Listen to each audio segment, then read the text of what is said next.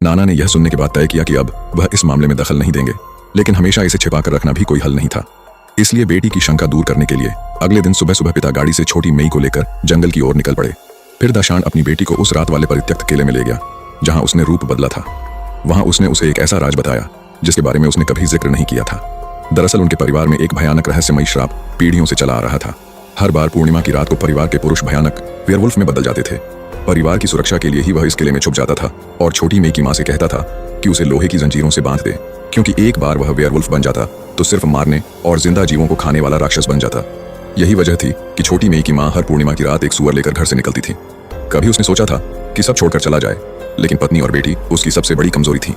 चाहे वह दरिंदे में ही क्यों न बदल जाए, वह उनके साथ रहना चाहता था। जब छोटी मेई को पता चला कि पिता श्राप की वजह से ऐसा बनते हैं, तो आखिरकार उसने पिता की मजबूरी को समझ लिया। लेकिन सुखद समय हमेशा ज्यादा देर नहीं टिकता। घर में रखे सुअर भी एक दिन खत्म हो ही जाते। मजबूरी में मां को फिर से पिता को उस किले में ले जाकर लोहे की जंजीरों से उनकी गर्दन जकड़नी पड़ी। उन्हें लगा था कि इससे सब सुरक्षित रहेगा, लेकिन उन्होंने कभी सोचा भी नहीं था कि इस बार की चांदनी असामान्य रूप से गोल और खून जैसी लाल होगी।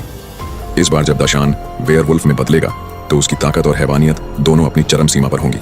किसी भयानक हादसे से बचने के लिए नाना और मां ने दरवाजों और खिड़कियों को कसकर बंद कर दिया, लेकिन खून सा लाल चांद उगते ही सबसे बुरा होने लगा। लड़की बस आधी रात को अपने पिता का दरवाजा खोलना चाहती थी, लेकिन अगले ही पल अजीब घटना घट गई। अचानक नाना वहां आ गए और जबरदस्ती उसे कमरे में वापस ले गए।